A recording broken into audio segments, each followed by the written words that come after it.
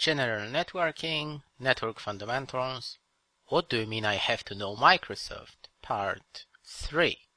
In this video we're going to talk about Microsoft servers, available editions, we'll introduce Active Directory, domain controllers, I will connect to a Windows server, we'll show you how to add a new role and a feature. It is all about the licenses, of course. We have Windows Server 2008, 2003, 2008, 2012. 2003, not a lot of servers running. Most companies have upgraded to 2008 in the last couple of years. New servers will give you Server 2012 as well. Let's take a look at some editions that are available. As an example, I took Windows Server 2012. As you can see on the screen, let's start with Essentials. This is something that was introduced by Microsoft to replace a small business server. Small business server SBS 2003 and 8. They were very popular because it was like an all-in-one solution. I'm pretty sure you will find a server like that in many small companies. The advantage was that you could run Exchange and all other features from one box, one license. It was much cheaper, much easier to deploy. There were some pre-configured wizards and tools that you could use. Great server. Unfortunately, Microsoft said no, that's not an option anymore, and people said, well, what do you mean? We need something, and that's how Essentials, this server, was created. I have a server like that running as my NAS server. It's really great, and it's a backup server as well. I'm really impressed by the backups that you can find in that. However, of course, a lot of features will be limited. As you can see on the screen, you can have 25 users, for instance, but there are no licenses for it, but 25 users only. You cannot use that as a virtualization host. Standard is just a standard server. That's what most companies go for. As you can see, it will include all features. And there is a version foundation, which is an entry-level server, really cheap. A lot of, for instance, HP servers will arrive with this edition included, and you can take advantage of that. It is up to 15 users and 1 CPU. Of course, a lot of features were removed by Microsoft to reduce the price. I really like this attitude because Microsoft, of course, they will remove a lot of features, but they will leave features that you really need for a small company. For instance, this Essentials, a great box for a small company as a file backup server, great box. Let's talk about roles and features.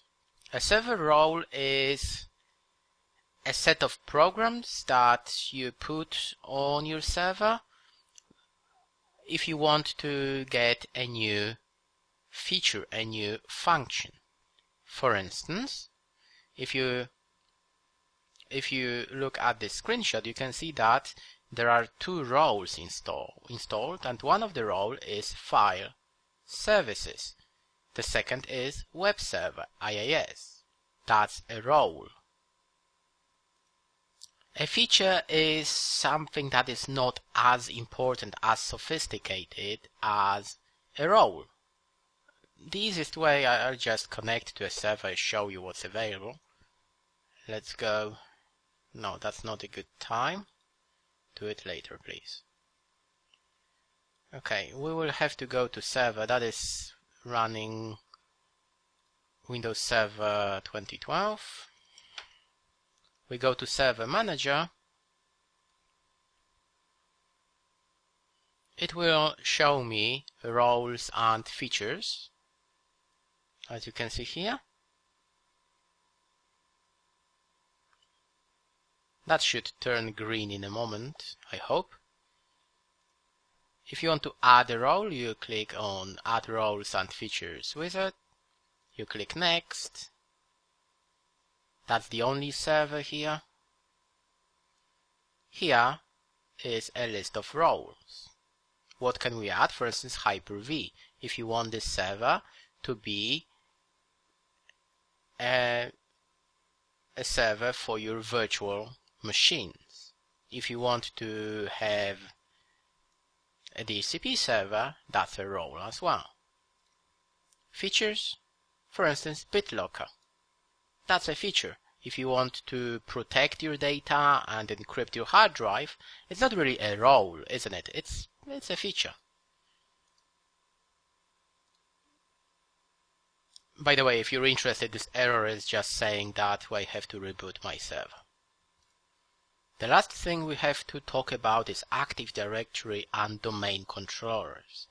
It's really funny because I say it's the last thing. It might be, well, it is the most important thing, really.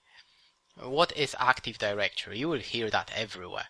Oh, yeah, I want to authenticate against Active Directory. There is a domain controller. All these terms. Active Directory is a directory service that was created by Microsoft, and it allows you to, with a domain controller, it allows you to authenticate and authorize users.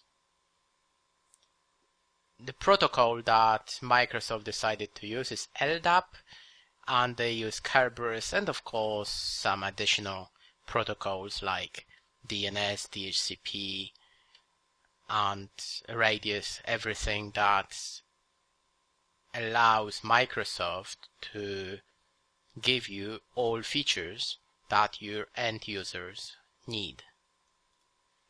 A domain controller is just a server that is responsible for authenticating your users. It's a server, it's of course a Microsoft server, and it was introduced in Windows NT. What you have to do, you have to promote your server to this role. You have to promote a server to domain controller. When you have Active Directory domain services installed, then you can tell your server, okay, you are the domain controller for this environment. In Windows Server 2012, when you finish adding Active Directory domain services, you will see a window like that saying, oh, by the way, it makes sense to promote this server to be your domain controller. Do you want to do that? If you click yes, then it will do it for you. The most important option that you're going to use when everything is in place, you're going to use Active Directory users and computers. It is a snap-in that allows you to manage your users, permissions, computers. You can manage your domain, your OUs, organizational units. These in a way folders, but they are OUs. What you can do from here, for instance, you can reset a password. You can add a user to a group. For instance, let's say you have a user and he wants to connect with a VPN from home. He should be added to a special group on your server, and that's where you go if you want to do that. If a user forgets a password, you can reset that from here as well. Let's connect to the server again. We go to Tools, and here it is Active Directory users and computers. You can see your forest, your domains, computers that were added to this domain. What does it mean? Well, in a way you're going to tell your PC, well, here is your manager. You are going to be managed by this environment by this domain controller, you will be a member of this Active Directory infrastructure that was created. As you can see, there are 3 PCs that are included in this domain. This is Windows Server 2012 Essentials, and this is different really, because these PCs are not really added to the domain. I have a small application running on these laptops, on these computers, and that's why they report themselves here in Active Directory users and computers. Users, let me show you how to reset a password. Let's go for admin. You right click, and from here you can reset your password. If you click, it will ask you for a new password. When you double click, you will see a lot of options here. It is beyond our discussion. What I want to show you is 2 things: accounts, and make sure that this account is not locked, because a user will not be allowed to log in. And the second thing is member of. If you want, going back to our example with VPN, you can add a user to a group here. Let's say remote, there should be a group like that. If you want this user to be a member of the remote desktop users group, you click OK, and this user will be added to that group. Adding a PC to the domain. If you want to add a PC to the domain, you have to remember that it is not going to be possible with Windows 7, 8 Home editions. You need a Pro version edition of Windows 7 and 8. That's the main requirement.